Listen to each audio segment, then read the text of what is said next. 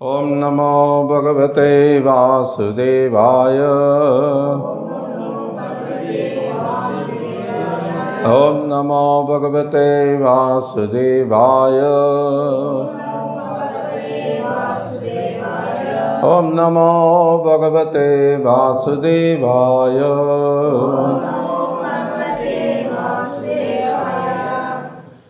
பகவத்கீதை உண்மை உறவில் 15வது அத்தியாயம் புருஷோத்தம யோகம் 11வது ஸ்லோகம். ஸ்லோகம் இங்கே எழுதப்படலை, ஸோ நான் மட்டும் படிக்கிறேன்.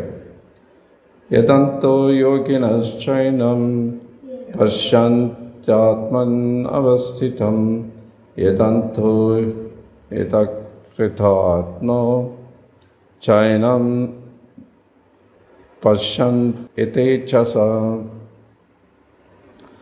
மொழிபெயர்ப்பும் பொருளுரையும் வழங்கியவர் அகில உலக கிருஷ்ண பக்தி இயக்கத்தின் ஸ்தாபக ஆச்சாரியர் தேவ திரு பக்தி வேதாந்த சுவாமி ஸ்ரீல பிரபுபாதர். மொழிபெயர்ப்பு: தன்னுணர்வில் நிலை பெற்று முயற்சி செய்யும்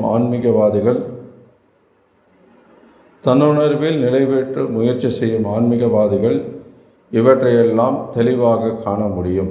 ஆனால் வளர்ச்சி பெறாத மனமுடையவர்களும் தன்னுணர்வில் நிலை பெறாதவர்களும் முயற்சி செய்தாலும் கூட என்ன நடக்கின்றது என்பதை காண இயலாது. பொருளுரை: ஆன்மீக தன்னுணர்வு பாதையில் பல்வேறு ஆன்மீகவாதிகள் உள்ளனர். ஆனால் தன்னுணர்வில் நிலை பெறாத ஒருவன் உயிர்வாளியின் உடலில் மாற்றங்கள் நிகழ்வது எங்கனம் என்பதை காண இயலாது. யோகினா எனும் சொல் இவ்விஷயத்தில் முக்கியமானது. இன்றைய தினங்களில் பல்வேறு போலி யோகிகளும் பல்வேறு போலி யோக நிலையங்களும் உள்ளன. ஆனால் உண்மை என்னவெனில், தன்னுணர்வின் விஷயத்தில் இவர்கள் அனைவரும் குருடர்களே. வெறுமனே ஒரு வகையான உடற்பயிற்சிகளில் மயங்கியுள்ள இவர்கள் உடல் நன்றாக வளர்க்கப்பட்டு ஆரோக்கியமாக இருந்தால் அதில் திருப்தி பெறுகின்றனர். இதை தவிர அவர்களுக்கு வேறு ஒன்றும் தெரிவதில்லை. இவர்கள் யதந்தோத்மனா என்று அழைக்கப்படுகின்றனர். பெயரளவிலான யோக பயிற்சியில் முயற்சி செய்தாலும் அவர்கள் தன்னுணர்வு அடைந்தவர்கள் அல்ல. அத்தகைய மக்கள் ஆத்மாவின் உடல் மாற்றத்தினை புரிந்து கொள்ள முடியாது. ஆத்மா, உலகம், பரமபுருஷர் ஆகியவற்றை உணர்ந்தவர்களும் உண்மையிலேயே யோக முறையில் இருப்பவர்களும் மட்டுமே, அதாவது கிருஷ்ண உணர்வுடன் தூய பக்தி தொண்டில் ஈடுபட்டிருக்கும் பக்தி யோகிகள் மட்டுமே இவ்விஷயங்கள் எவ்வாறு நடைபெறுகின்றன என்பதை புரிந்து கொள்ள முடியும்.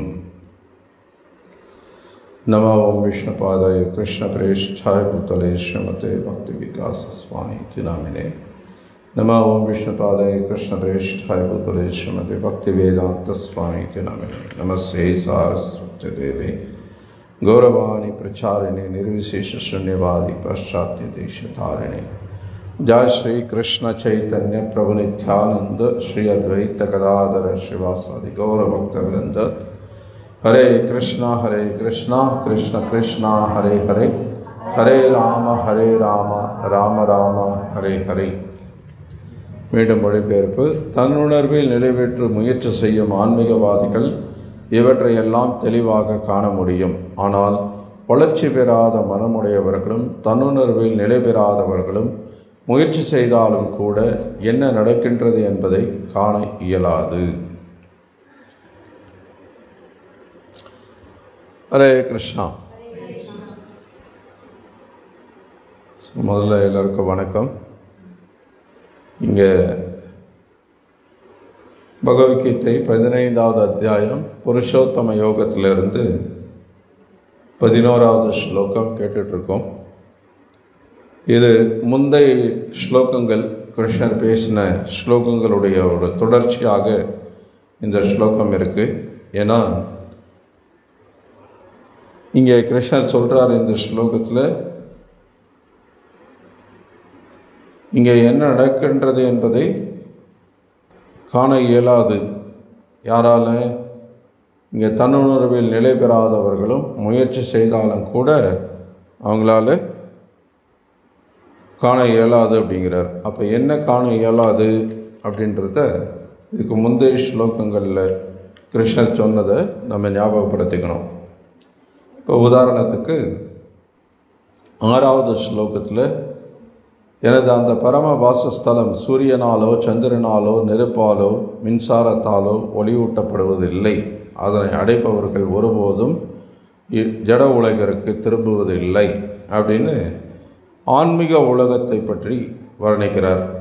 அதுக்கப்புறம் 7வது ஸ்லோகத்தில், இந்த கட்டுண்ட உலகில் இருக்கும் ஜீவாத்மாக்கள் எல்லாரும் எனது நித்தியமான அம்சங்கள் ஆவர். கட்டுண்ட வாழ்வின் காரணத்தால் மனம் உட்பட புலன்களுடன் இவர்கள் மிகவும் கடினமாக சிரமப்படுகின்றனர்.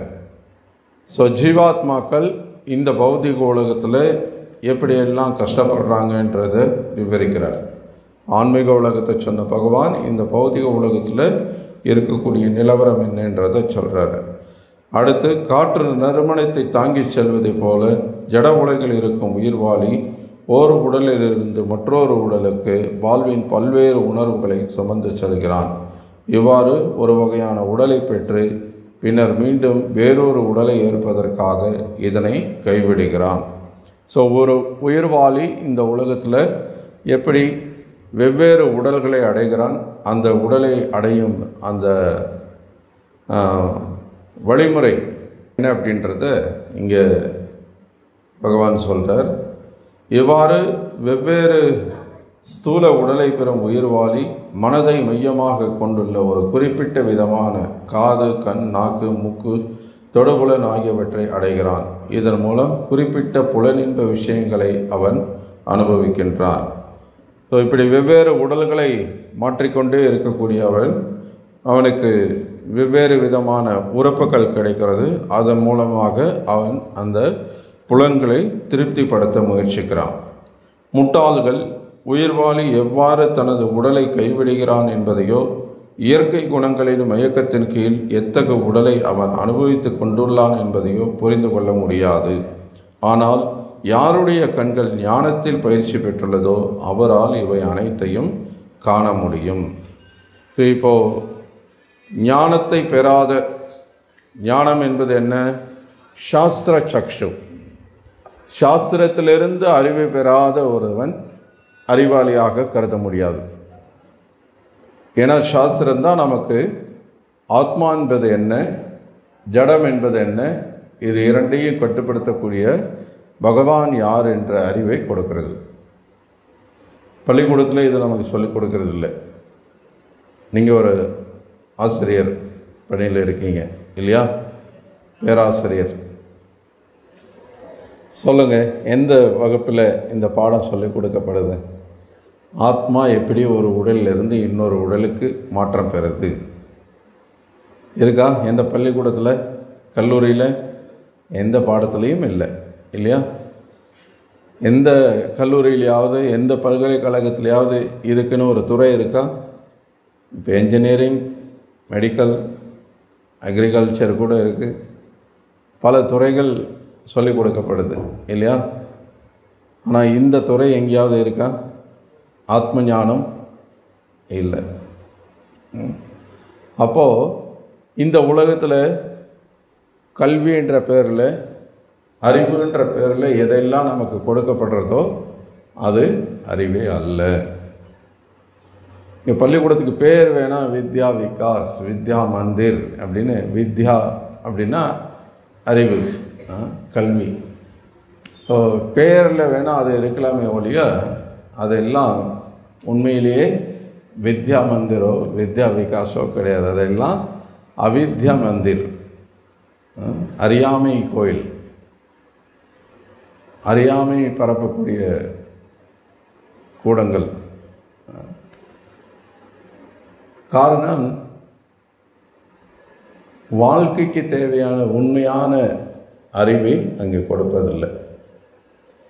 தற்காலிகமான நம்முடைய பிரச்சனைகளுக்கு தீர்வு காண முடியும். படித்து பட்டம் வாங்கி வேலைக்கு போய் சம்பாதிச்சா அந்த பணத்தை வச்சு வயிறை நிரப்பிக்கலாம், இன்னும் கொஞ்சம் புலனின்மைகளை அனுபவிக்கலாம். பட் வயிறு நிரப்புறதோ அல்லது புலனின்பத்தில் ஈடுபடுறதோ இதை செஞ்சு தான் ஆகணுன்றது இல்லை. படித்து பட்டம் வாங்கி வேலைக்கு போய் சம்பாதிச்சு தான் செய்யணுன்றது இல்லை. இறைவனுடைய படைப்பில் 84 லட்சம் வகையான ஜீவராசிகள் இருக்கிறதாக சாஸ்திரம் நமக்கு சொல்லுது. அதுவும் குறிப்பாக ஒரு வகையிலையும் ஒரு இனத்திலையும் எத்தனை லட்சங்கள் அப்படின்றது. ஜலஜா நவலக்ஷானி, தண்ணீரில் வாழக்கூடிய உயிரினங்கள் 9 லட்சம். ஸ்தாவரா லக்ஷ விம்சதி, தாவர வகைகள் அப்படின்னா ஒரு 20 லட்சம் வகைகள் இருக்குது. இப்படி மிருக இனங்கள், பறவை இனங்கள், ஊர்வன, கடைசியில் மனித இனங்கள் அப்படின்னு மொத்தமாக 84 லட்சம் வகை சொல்லப்பட்டிருக்கு. இந்த 84 லட்சம் வகையில் மனிதனை தவிர, அதுவும் குறிப்பாக இந்த நாகரிக மனிதனை தவிர, நாகரிகம்னு நினச்சிட்ருக்கிற இந்த மனிதனை தவிர வேறு எந்த உயிரினங்களாவது படித்து பட்டம் வாங்கி வேலைக்கு போய் சம்பாதிச்சு சாப்பிட்றதா?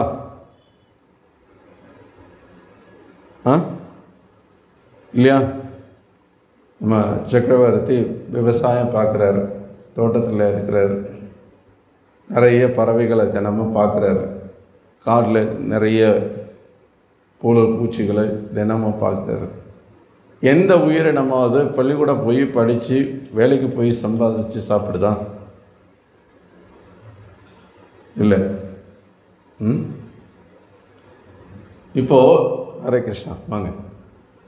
இந்த மற்ற உயிர்வாளிகள் எல்லாத்துக்கும் தேவையான உணவு கிடைக்கிறது இல்லையா? என்னைக்காவது ஒரு பறவை உங்கள் தோட்டத்தில் சாப்பாடு இல்லாமல் பட்டினி கிடந்து இறந்து போய் பார்த்துருக்கீங்களா? கிடையாது. அல்லது வேறு எந்த ஜீவராசியாவது பட்டினி கிடந்து சாப்பாடு இல்லாததுனால இறந்து போச்சுன்னு பார்த்துருக்கீங்களா? கிடையாது. ஆனால் மனிதன் மட்டும் என்ன நினைக்கிறான்? நான் உழைக்கலைன்னா, நான் பட்டம் வாங்கலைன்னா, நான் வேலைக்கு போகலைன்னா என்னால் சாப்பிட முடியாதுன்னு நினைக்கிறான். ஆனால் அது உண்மை அல்ல. பகவானுடைய படைப்பில் எல்லா உயிர்வாளிகளுக்கும் தேவையான அத்தியாவசியங்களை பகவான் பூரணமாக பூர்த்தி பண்ணியிருக்கிறார். ஓம் பூர்ணமதா பூர்ணமிதம் பூர்ணாத் பூர்ணஸ்ய பூர்ணமேவாய பூர்ணம் ஏவாவசிஷ்யதே.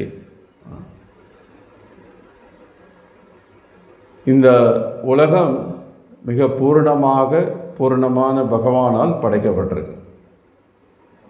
பூரணம் அப்படின்னா குறையே இல்லாத. இதில் இல்லைன்னு சொல்லிக்கிறதுக்கு ஒன்றுமே கிடையாது. இந்த உலகத்தில் ஒரு ஜீவராசி ஒன்றதுக்கான எல்லா தேவைகளையும் பகவான் கொடுத்துருக்கிறார். அது மட்டும் இல்லை, குறிப்பாக இந்த மனித வாழ்க்கையில் ஒரு ஜீவராசி தன்னுடைய வாழ்க்கையின் நோக்கம் என்னன்றதை தெரிஞ்சுக்கிட்டு அந்த வாழ்க்கையை பக்குவப்படுத்திக்கிறதுக்கான வசதியையும் பகவான் கொடுத்துருக்கிறார்.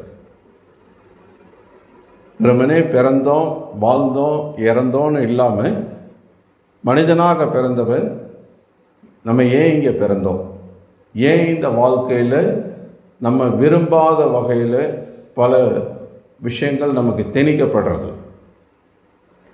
நம்ம பிறந்தது நம்ம நிர்பந்தத்துக்கு உட்பட்டு தான் பிறந்திருக்கும், கட்டாயப்படுத்தப்பட்டு தான் பிறந்திருக்கும்.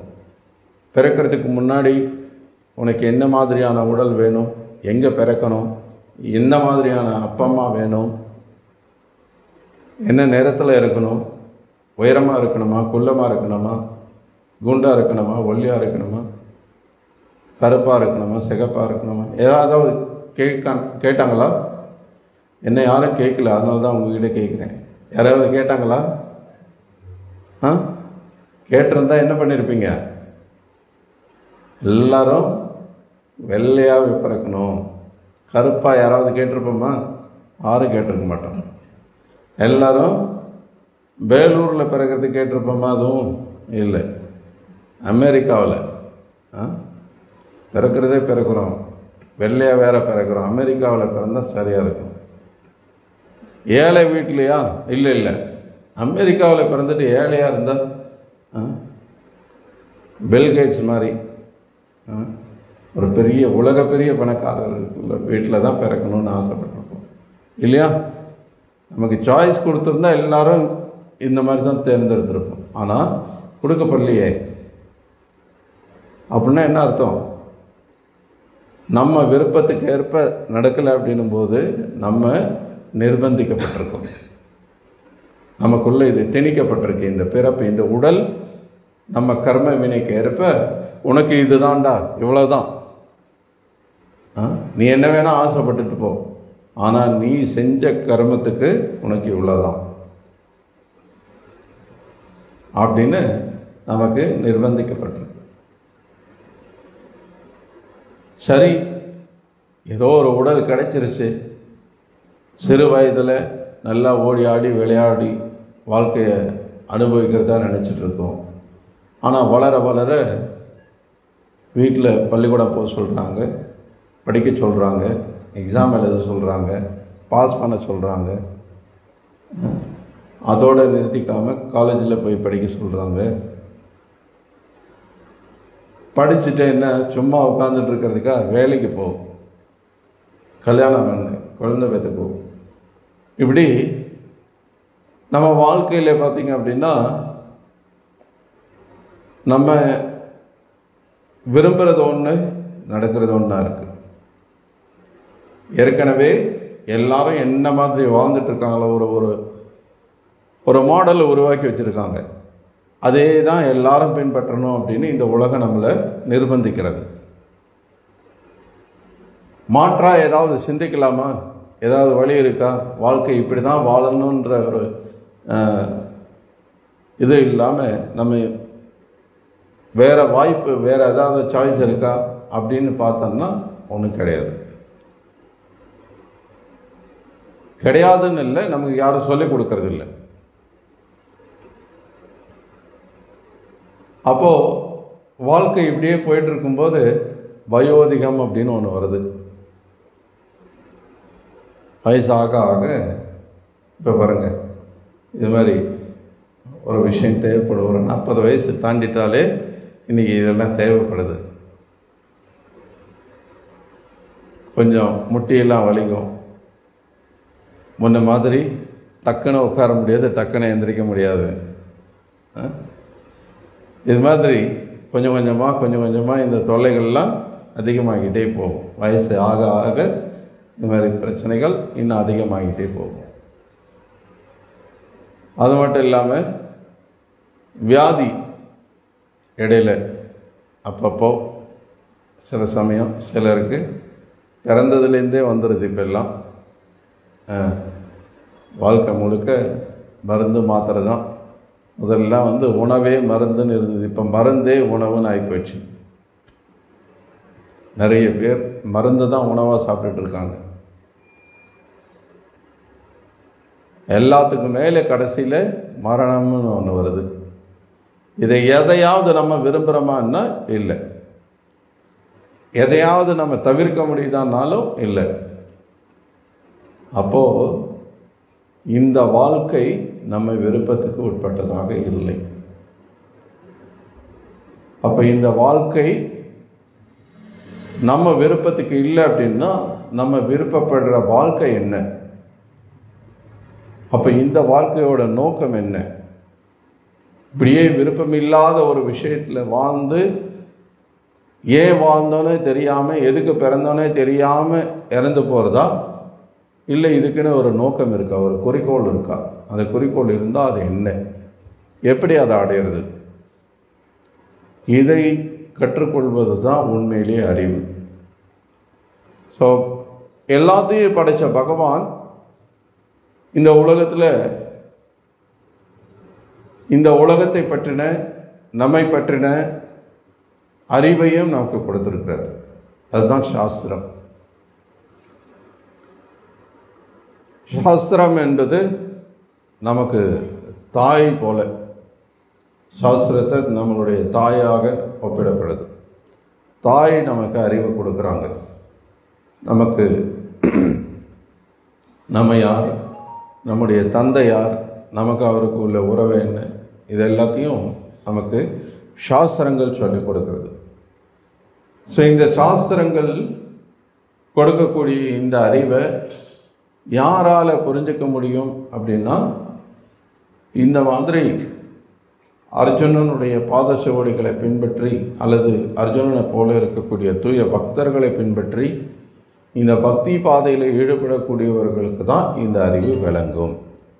கிருஷ்ணர் அதை தான் இங்கே சொல்கிறார். அப்படி இல்லாதவர்கள், இந்த பக்தி பாதையை பின்பற்றாதவர்களுக்கு கிருஷ்ணர் வழங்கிட்டு இருக்கக்கூடிய இந்த அறிவு, இப்போ இதுக்கு முன்னாடி ஸ்லோகங்களை நம்ம படித்தோம் இல்லையா, எப்படி உடல், எப்படி ஆன்மீக உலகத்தை பற்றி சொல்கிறார், அதுக்கப்புறம் இந்த ஜீவாத்மா எப்படி உடலை விட்டு உடல் மாறுது, எப்படி வெவ்வேறு உடல்களை அடையலாம், அந்த வெவ்வேறு உடல்களில் மனசஷ்டான் இந்திரியானி பிரகிருதிஸ்தானி கர்ஷத்தை, எப்படி மனம் உட்பட 6 புலன்களால் அவன் கஷ்டப்பட்டு இருக்கான் அப்படின்ற அந்த விஷயத்தெல்லாம் பகவான் விளக்கி சொன்னால் கூட பக்தி பாதையில் ஈடுபடாத, தன்னுணர்வில் ஈடுபடாத ஜீவாத்மாக்களால் இதை புரிந்து கொள்ள முடியாதுங்கிறார். அப்போது இந்த விஷயத்தை புரிஞ்சுக்கணுன்னா தன்னுணர்வு பாதையில், அதாவது நான் யார் என்பதை தெரிந்து கொள்றதுக்கான இந்த பயிற்சியில் நம்ம முதல்ல ஈடுபடணும். அதுக்கு பேர் தான் யோகா. யோகா அப்படின்றது இங்கே கிருஷ்ணர் பக்தி யோகத்தை பற்றி சொல்கிறார். இதே பகவத்கீதையில் முன்னாடி 6வது அத்தியாயத்தில் தியான யோகத்தை பற்றி பேசினார், கர்ம யோகத்தை பற்றி பேசியிருக்கிறார், ஞான யோகத்தை பற்றி பேச போகிறார். இருந்தால் கூட மிகச்சிறந்த யோகம் பக்தி யோகம் அப்படின்றதையும் கிருஷ்ணர் வலியுறுத்துறார். யோகினாம் அப்பி சர்வேஷாம் மக்கத்தே அந்தராத்மனா ஸ்ரத்தாவான் பச்சத்தையோ மாம் சமீப்தமோம். மிகச்சிறந்த யோகி யார் அப்படின்னா, அது எப்போதும் என்னுடைய நினைவிலே இருக்கக்கூடிய என்னுடைய பக்தன் அப்படிங்கிறார். அப்போ இந்த பக்தி யோகத்தை தவிர பிரபுபாதர் இங்கே பொருளூரிலே சொன்ன மாதிரி இன்னைக்கு பலவிதமான யோக பயிற்சியாளர்கள், யோக மையங்கள், யோகா பயிற்சி மையங்கள் அந்த பெயரில் இயங்கிக்கிட்டு இருக்கு. இதெல்லாம் வெறும் பெயர் அளவில் தான் யோகா. ஏன்னா இந்த யோகா பயிற்சி அப்படின்னு வரும்போது அதோட நோக்கமே தன்னை அறிதல். நான் இந்த உடல் அல்ல, ஆத்மா என்று உணர்ந்து இந்த ஆத்மாவினுடைய ஸ்வரூப நிலை பகவான் கிருஷ்ணருடைய சேவகன் என்பதை உணர்ந்து கிருஷ்ணருடைய சேவையிலே தன்னை ஈடுபடுத்திக்கிறதோட நோக்கம்தான் யோகா. அதுக்காக தான் யோகா பயிற்சி செய்யப்படுறது. யோகத்தோட ஒரே நோக்கம் அதுதான். ஆனால் இன்னைக்கு யோகான்ற பேரில் பலவிதமான பௌத்திக ஆசைகளை காட்டி புலனின்மங்களை அனுபவிக்கிறதுக்கான ஒரு முறையாக இன்னைக்கு அது சொல்லிக் கொடுக்கப்படுது. உதாரணத்துக்கு இன்னைக்கு நீங்கள் யோகா பயிற்சி செய்தீங்கன்னா உங்களுடைய மனசை கட்டுப்படுத்தி உங்கள் வாழ்க்கையில் நீங்கள் அமைதியை அடையலாம். அமைதி இருந்ததுன்னா சந்தோஷம் கிடைக்கும். நீங்கள் யோகா பயிற்சி செஞ்சீங்கன்னா உங்களுடைய உடல் ஆரோக்கியம் கூடும். நீங்கள் நீண்ட ஆயுளோட வாழலாம். நீங்கள் யோகா பயிற்சி செஞ்சீங்கன்னா உங்களுக்கு இந்த வியாதி வராது, அந்த வியாதி வராது. நீங்கள் யோகா பயிற்சி செஞ்சீங்கன்னா உங்களுக்கு முதுகு வலி சரியாக போயிடும். நீங்கள் யோகா பயிற்சி செஞ்சீங்கன்னா உங்களுக்கு அது சரியாக போயிடும், இது சரியாக போயிடும். நீங்கள் 24 மணி நேரமும் கம்ப்யூட்டர் முன்னாடி ஆஃபீஸில் உட்காந்து வேலை செஞ்சுட்டே இருக்கீங்களா, அப்போது கம்ப்யூட்டரை பார்த்து பார்த்து உங்களுக்கு ஒரு விதமான மன அழுத்தம் வந்துடுது. அதை சரி பண்ணுறதுக்கு யோகா பயிற்சி பண்ணுங்கள். உங்கள் மனைவி கர்ப்பமாக இருக்காங்களா, கர்ப்ப காலத்தில் பலவித உடல் உபாதைகள் வருது, அதுக்கு யோகா பயிற்சி பண்ணுங்கள். இப்படி பல 1000 விதமான யோக பற்றின புத்தகங்களும் அது பயிற்சி மையங்களும் இன்றைக்கி இந்த சமூகத்தில் இயங்கிட்டு இருக்கு. காரணம், மக்கள் ஏதாவது ஒரு விதத்தில் எப்படியாவது நம்ம சந்தோஷமாக இருந்துட மாட்டோமா, நம்ம புலன்களை இன்னும் கொஞ்சம் அதிகம் திருப்திப்படுத்திட மாட்டோமா அப்படின்ற ஒரு எதிர்பார்ப்போடு வாழ்ந்துட்டுருக்காங்க.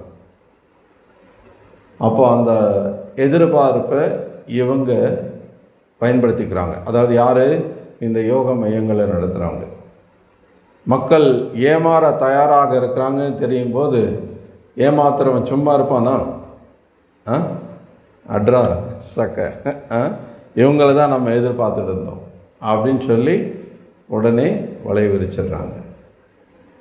இன்றைக்கி எங்கே பாரு, ஏதாவது ஒரு தள்ளுபடி வியாபாரம் பண்ணுறான்னா உங்களை ஏமாத்துறான்னு அர்த்தம். எதுக்கு அவன் தள்ளுபடி பண்ணி வியாபாரம் பண்ணுறதுக்கு என்ன அவசியம் இருக்குது? என்ன உங்கள் மேலே அவ்வளோ அக்கறையா? உங்கள் குடும்பத்து மேலே அவ்வளோ அக்கறையா? என்ன ஆடி தள்ளுபடி? எதுக்கு அவன் ஆடி மாதத்தில் தள்ளுபடி பண்ணி வைக்கணும்? உங்களுக்கு என்ன? உனக்கு அப்படி தள்ளுபடி விற்கிறவன் வீட்டை பாருங்க, உங்கள் வீட்டை பாருங்க, தள்ளுபடியில் வாங்குறவங்க வீட்டை பாருங்க. யாருக்கு அதில் லாபம்னு தெரியும்? நீங்கள் அதை பண்ணுங்க, இந்த சீட்டு போடுங்க, நீங்கள் இவ்வளோ சம்பாதிச்சிடலாம், நீங்கள் அதை பண்ணுங்க, நீங்கள் எதை பண்ணுங்க அப்படின்னு தினம் பார்த்தீங்க அப்படின்னா 1000 விதமான விளம்பரங்கள் நம்மகிட்ட வந்துகிட்டே இருக்குது. நீங்கள் இதை வாங்குங்க, மகிழ்ச்சியாக இருப்பீங்க, நீங்கள் அதை வாங்குங்க, ரொம்ப மகிழ்ச்சியாக இருப்பீங்க, உங்களுக்கு எந்த தொல்லையும் இருக்காது, ரொம்ப எளிதாக சமைக்கிறதுக்கு இதை ஒன்று வாங்கிடுங்க போதும், துணி துவைக்கிறது கஷ்டமாக இருக்கா, நீங்கள் இந்த வாஷிங் மிஷின் வாங்குங்க, நீங்கள் இதை பண்ணுங்கள், அதை பண்ணு, எவ்வளோ விளம்பரம். அப்போ இவங்கெல்லாம் உண்மையிலேயே உங்கள் மேலே அக்கறை கொண்டு தான் செய்கிறாங்களா என்ன? இவ்வளோ விளம்பரங்கள், இவ்வளோ பொருட்கள் விற்கிறது, இதெல்லாம் எல்லாமே கவர்ச்சிகரமாக இருக்குது. 20% தள்ளுபடி, 50% தள்ளுபடி.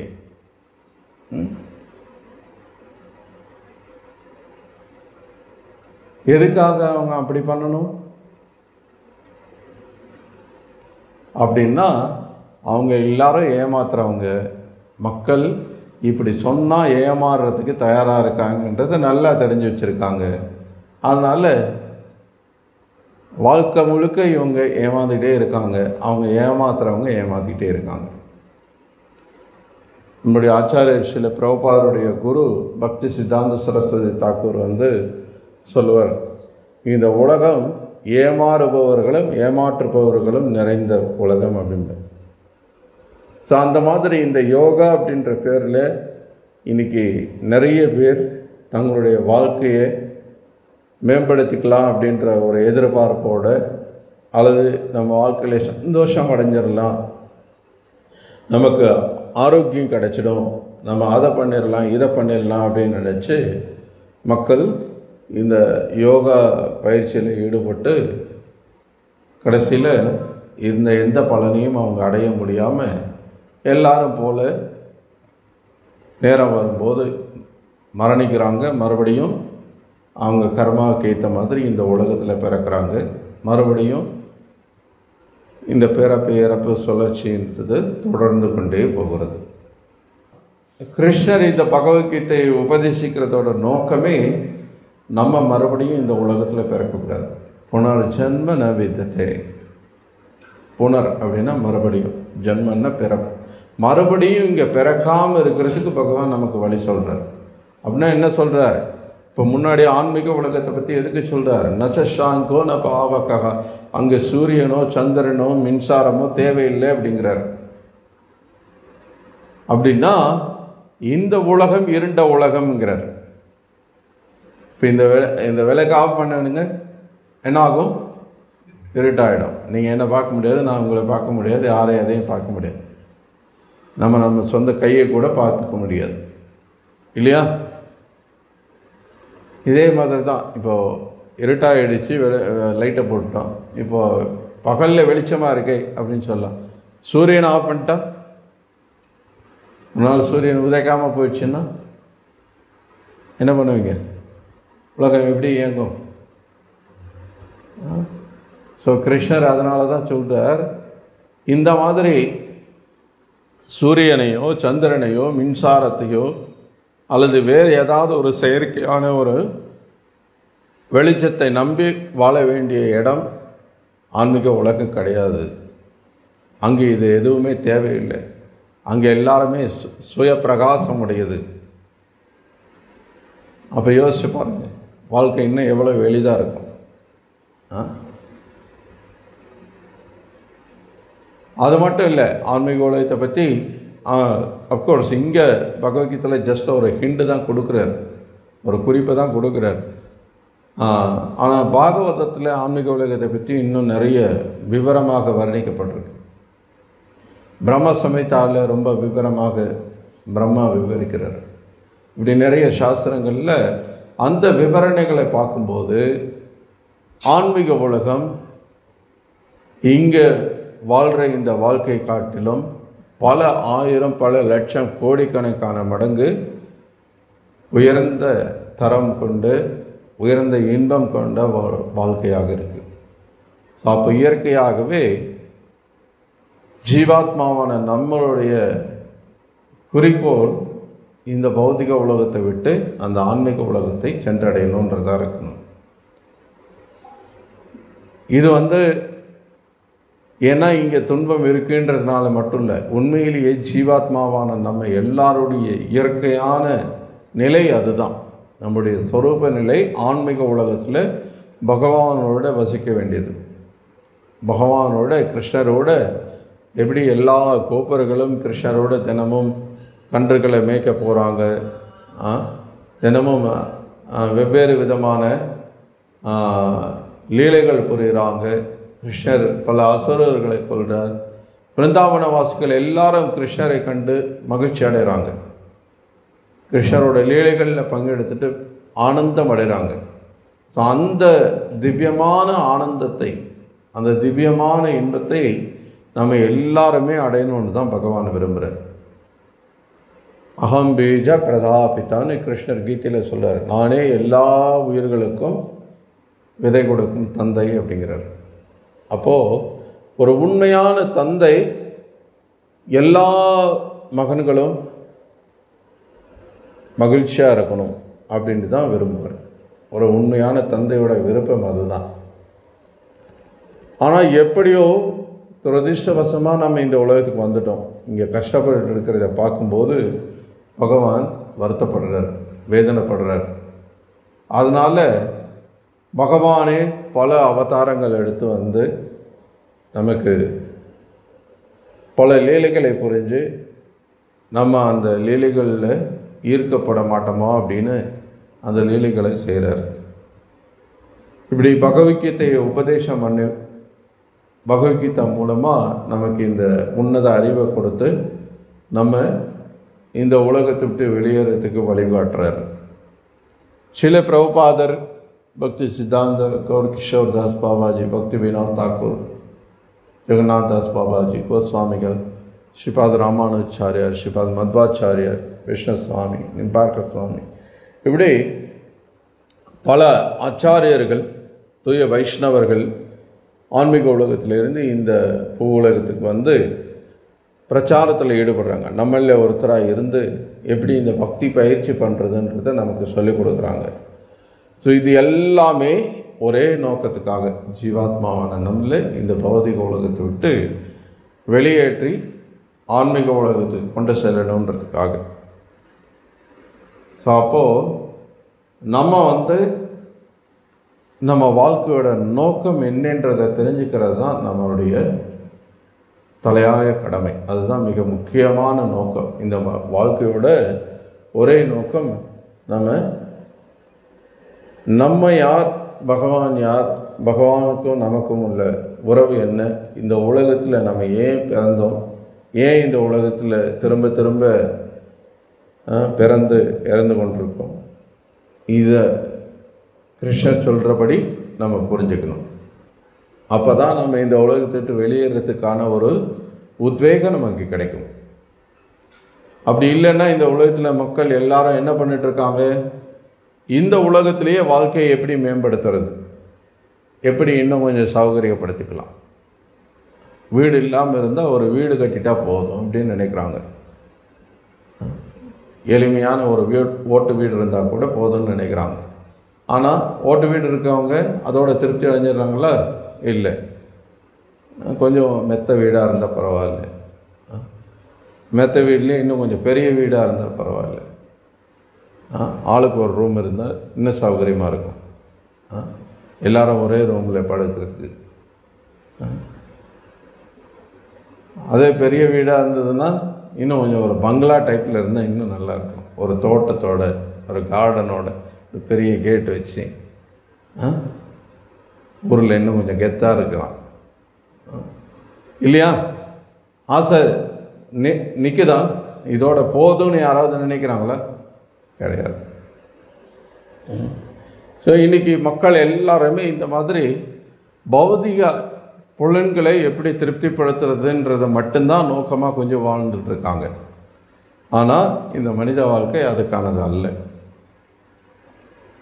குறைஞ்சபட்சம் நான் இந்த உடல் இல்லை ஆத்மான்றதையாவது தெரிஞ்சுக்கணும். அப்போ தான் ஆன்மீக வாழ்க்கையில் மற்ற அடுத்த படிக்கு நம்ம முன்னேற முடியும். ஆனால் துரதிர்ஷ்டவசமாக இன்றைக்கி இதை யாருமே சொல்லிக் கொடுக்கறதில்ல. முன்னாடி எல்லாம் வீட்டில் பெரியவங்க எல்லாம் ராமாயணம், மகாபாரதம், பாகவதம் போன்ற சாஸ்திரங்களை குழந்தைங்களுக்கு சொல்லிக் கொடுப்பாங்க. ஆனால் இன்றைக்கி பெரியவங்க குழந்தைங்க எல்லாம் ஒன்றா உட்காந்து டிவி சீரியல் பார்த்துட்டு யாருக்கும் எதுவும் தெரியறதில்லை. பெரியவங்களுக்கும் தெரியறதில்லை, குழந்தைங்களுக்கும் தெரியறதில்லை. இல்லையா? எங்கேயாவது யாராவது சொல்லிக் கொடுக்குறாங்களா? யாருக்கும் தெரியறதில்லை. இன்றைக்கி பகவத்கீதைன்னா என்னன்னு தெரியல, ராமாயணம்னா என்னன்னு தெரியல, பாகவதம், பகவத்கீதை எதுவுமே தெரியல. இந்த புத்தகம் என்னன்னே தெரியலன்னும் போது அதில் இருக்கிற விஷயம் என்னன்றது அவங்களுக்கு எங்கே தெரிய போகிறது? ஸோ அந்த அளவுக்கு ஒரு மோசமான ஒரு சமூகத்தில் நம்ம வாழ்ந்துட்டுருக்கோம். இந்த யுகமும் ரொம்ப மோசமான யுகம், கலியுகம் இருக்கிறதுலே மோசமானது.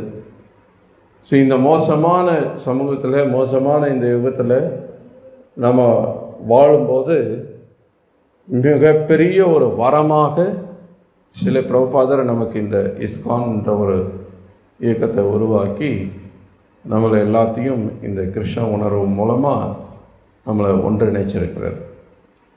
அப்போ நமக்கு இருக்கிற இத்தனை கோடிக்கணக்கான மக்களில் கிடைக்காத அரிய வாய்ப்பு நமக்கு கிடைச்சிருக்கு. இது அவ்வளவு எளிதாக கிடைக்கிறது இல்லை. பிரம்மாண்ட பிரமித்தே போன பாக்யவான் ஜீவம் குரு கிருஷ்ண பிரசாதேவாய் பக்தி லதாபி. இந்த பக்தி யாருக்கு கிடைக்கிறதுன்னா பிரம்மாண்ட பிரமித்த, இந்த பிரம்மாண்டமான இந்த பிரபஞ்சத்தில் கோடிக்கணக்கான ஜீவன்கள் இருக்கு. பிரம்மாண்ட பிரமித்தே போன பாக்யவான் ஜீவன். யார் பாக்யவானா இருக்கிறானோ, யார் அதிர்ஷ்டசாலியாக இருக்கிறானோ அவனுக்கு இந்த பக்தி கிடைக்கிறது. அதுவும் இந்த கலியுகத்தில் பகவான் சைத்தன்ய மகாபிரபுவாக அவதரித்து இந்த பக்தியை எப்படி பயிற்சி பண்ணுறதுன்றது செயல்படுத்தி காட்டியிருக்கிறார். நடைமுறையில் நம்ம எப்படி பகவான்கிட்ட சரணடையணும் அப்படின்னு சொல்லி ரொம்ப எளிமையான முறையை நமக்கு கொடுத்துருக்கிறார். ஹரே கிருஷ்ணா கிருஷ்ணா கிருஷ்ணா ஹரே ஹரே, ஹரே ராம ராம ராம ஹரே ஹரே. இந்த ஹரே கிருஷ்ண மகாமந்திரத்தை தொடர்ந்து உச்சரிச்சுட்டே இருக்கணும். எவ்வளோ முடியுமோ அவ்வளோ, எவ்வளோன்னு இதுக்கு லிமிட் கிடையாது. ஹரிதாஸ் தாக்கூர் மாதிரி நம்மளால் 24 மணி நேரம் சொல்ல முடியும்னா சந்தோஷம். குறைஞ்சபட்சம் 16 சுற்றுக்கள் ஜபமாலை வச்சுட்டு 16 சுற்றுக்கள் ஹரே கிருஷ்ண ஜபம் பண்ணணுங்கிறார் பிரபுபாதர்.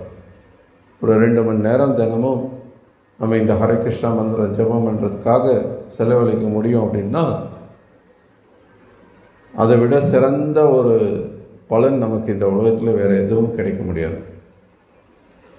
அப்கோர்ஸ் ஹரே கிருஷ்ணா ஜபம் பண்ணுறோம்னா கூடவே நம்ம பகவத்கீதை பாகவதம் படிக்கிறதுக்கும் இந்த சார்ந்த உபன்யாசங்களை பக்தர்கள்ட்ட வந்து கேட்குறதுக்கும் ஸ்ரவணம் கீர்த்தனம் விஷ்ணு ஸ்மரணம் பாத சேவனம் அர்ச்சனம் வந்தனம் தாஸ்யம் சக்கியம் ஆத்ம நிவேதனம் இந்த 9 விதமான பக்தி தொண்டில் ஈடுபடுறதுக்கு தானாகவே நமக்கு உற்சாகம் கிடைக்கும். ஸோ இந்த பக்தி தொண்டில் இந்த பயிற்சிகளில் நம்ம ஈடுபடும் போது ஆன்மீக உலகத்தில் பகவானோட நித்திய சங்கத்தில் பகவானுடைய லீலைகளில் பங்கெடுத்துக்கக்கூடிய ஒரு ஜீவாத்மா எவ்வளவு ஆனந்தத்தை அடைகிறானோ அதே அளவு ஆனந்தத்தை இங்கிருந்தே நம்ம அனுபவிக்க முடியும். சுசுக்கம் கர்த்தும் அவ்யயம் பிரத்யக்ஷாவகமம் தர்மியம் சுசுக்கம் கர்த்தும் அவ்யயம்னு இதே 9வது அத்தியாயத்தில் பகவான் நம்ம சொல்றது கேட்டோம். பிரத்யக்ஷாவகமம் பிரத்யக்ஷமா அப்படின்னா இந்த புலன்களை கொண்டே நம்ம அனுபவப்படலாம். சுசுக்கம் கர்த்தும் அவ்யயம் அது எப்படி ரொம்ப சுசுக்கம் சுகம் வெறும் சுகம் கிடையாது. சுசுக்கம் அப்படின்னா ரொம்ப ஆனந்தமயமான ஒரு செயல் இது இந்த பக்தி பயிற்சி பண்ணுறதுக்கு. இதில் பக்குவத்தை அடையும் போது நம்ம இந்த உலகத்தோட தொடர்பே இல்லாமல் இந்த உலகத்தோட தாக்கமே இல்லாமல் நம்மளால் வாழ முடியும்.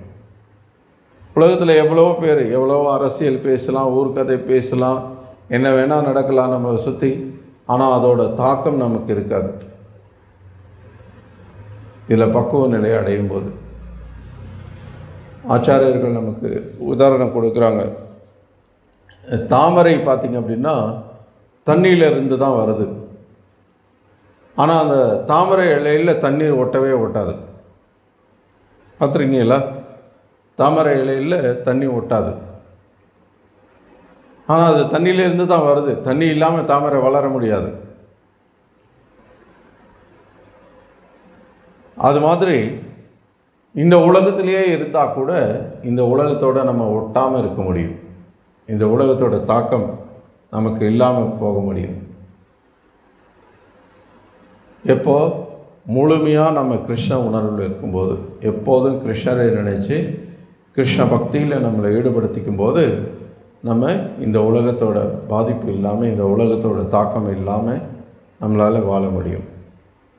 ஸோ அதனால் இப்போவே அதை நம்ம அனுபவிக்க முடியுன்றதுனால இதை நம்ம தாமதப்படுத்தாமல் எவ்வளோ சீக்கிரம் முடியுமோ அவ்வளோ சீக்கிரம் தீவிரமாக இதில் பக்குவம் அடைகிறதுக்கு நம்ம முயற்சிக்கிறோம். நாளைக்கு பண்ணிக்கலாம் அப்படின்னு தள்ளி போட்டோம் அப்படின்னா அப்போ நம்ம சோம்பேறித்தனமாக இருக்கணும்னு அர்த்தம். ஏன்னா நாளைக்கு வரைக்கும் நம்ம இருப்புன்றதுக்கு உத்தரவாதம் கிடையாது. என்ன சாமி சாபம் விடுறீங்க, நாங்களாம் நான் வாழ வேணாமா? ஆனால் யதார்த்தம் என்ன யோசிச்சு பாருங்க.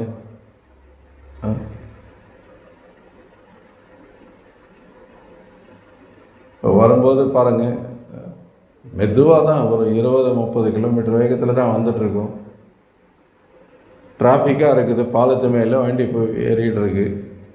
ஏன்னா எதிரில் முன்னாடி போயிட்டுருக்கிற வண்டி எல்லாம் சடனாக பிரேக் அடிக்கிறாங்க. நம்மளும் வேறு வழி இல்லை, பிரேக் அடிச்சோம். பின்னாடி வந்தோம், பார்க்க வந்து நம்ம வண்டியில் அடிச்சிட்டோம். அது மெதுவாக போயிட்டு இருந்ததுனால பெருசாக ஒன்றும் பாதிப்பு இல்லை. அது இன்னும் கொஞ்சம் வேகமாக வந்து இடிச்சிருந்தா நாங்கள் இன்றைக்கி ப்ரோக்ராம் வந்திருப்போன்றதுக்கு உத்தரவாதம் கிடையாது. இது மாதிரி நடக்கிறது இல்லையா என்ன?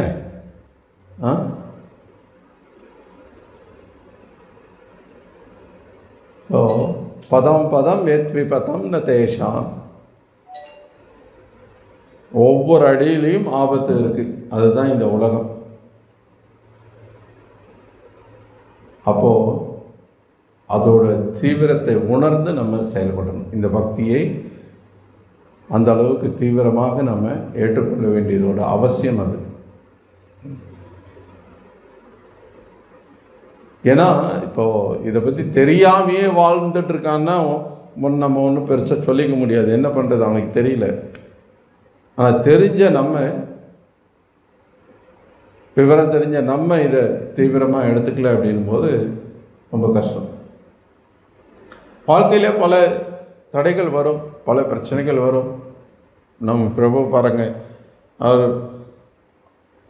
அவரோட ஆரோக்கியத்தை கம்பேர் பண்ணி பார்க்கும்போது இன்றைக்கி எவ்வளவோ ஆரோக்கியமான தடகாத்திரமான உடலோடு இருக்கிறவங்க எவ்வளோ பேர் இருக்காங்க. ஆனால் இருந்த என்ன பிரயோஜனம்? ஆனால் பிரபு ஹரே கிருஷ்ணா ஜெபம் பண்ணுறார், குடும்பத்தோட பக்தி பண்ணுறாங்க, வார வாரம் இந்த நிகழ்ச்சிகளை ஏற்பாடு பண்ணுறாங்க, சமைக்கிறாங்க, பிரசாதம் பரிமாறுறாங்க. சாதாரண விஷயம் கிடையாது. இது ஒரு அர்ப்பணிப்பு இருக்கணும். வார வாரம் தொடர்ந்து பண்ணிக்கிட்டே இருக்கணும் அப்படின்றது ஒரு பெரிய ஒரு ப்ரெஷர்.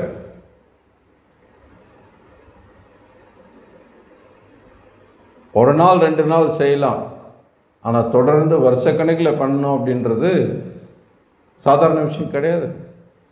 அப்போ ஒரு அர்ப்பணிப்பு இருக்கு. என்ன ஆரோக்கிய குறை இருந்தாலும், என்ன பொருளாதார இடையூறுகள் வந்தாலும், சிக்கல்கள் வந்தாலும், எல்லாத்தையும் மீறி பண்ணணுன்ற அந்த ஒரு உத்வேகம் இருக்கு பாருங்க, அது நல்ல விஷயம்.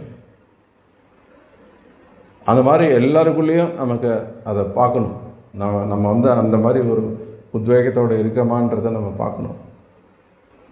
ஸோ அதனால் கிடைக்கிற இந்த வாய்ப்பை தீவிரமாக பயன்படுத்திக்குவாங்க, தீவிரமாக அதை எடுத்துக்கொண்டு அதை பயிற்சி செய்யுங்க.